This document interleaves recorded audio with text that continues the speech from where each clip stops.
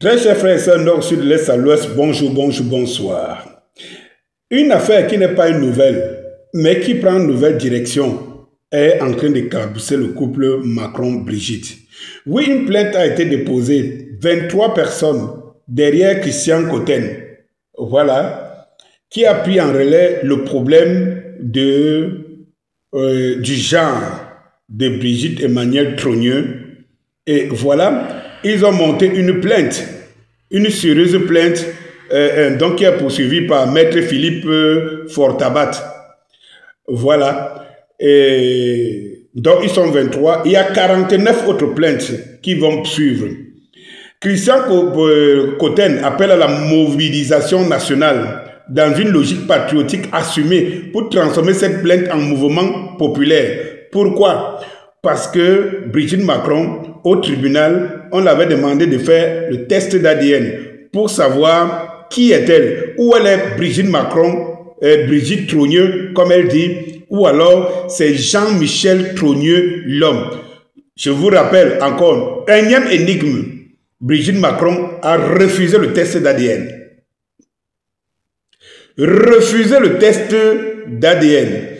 Et alors, le groupe Christian Cotten a donc déposé une plainte en bonne et due forme ou pour, tenez-vous tranquille, je vous lis les chefs d'accusation. Donc, faux en écriture publique, détention frauduleuse des documents, usurpation de fonctions et d'identité, agression sexuelle sur mineurs. Les accusations sont multiples et lourdes. Ça, c'est des plaintes qui ont été déposées contre Brigitte, alias Jean-Michel Trogneux. Dites-vous, pour ceux qui ne savent pas, pour la petite histoire, comment se fait-il que Brigitte Macron n'ait pas un passé et que son passé est aussi mystérieux que celui d'Emmanuel Macron? C'est-à-dire qu'à un moment de leur vie, il y a un flou. Et toute personne qui veut chercher à lorgner dans ce flou, est directement poursuivi et tout ça.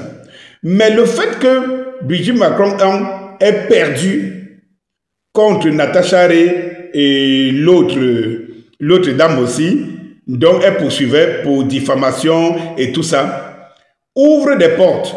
Moi, Christian Cotten, je l'avais déjà écouté il y a encore quelques mois aujourd'hui, et où il disait, tenez-vous tranquille, quelque chose arrive en route. Alors, ils sont 23 qui ont déposé la plainte, 49 en attente. Voilà. Et donc, comme je vous disais, je vous ai lu les chefs d'accusation, et ils appellent à un soulèvement total des Français et que la vérité éclate en plein jour. Parce qu'en fait, dans cette affaire, le couple Macron n'a apporté jusqu'aujourd'hui aucune preuve. On ne voit pas Jean-Michel Trogneux, on ne sait pas où il est. L'identité de Brigitte Macron est inconnue. Le test d'ADN, Brigitte Macron a refusé.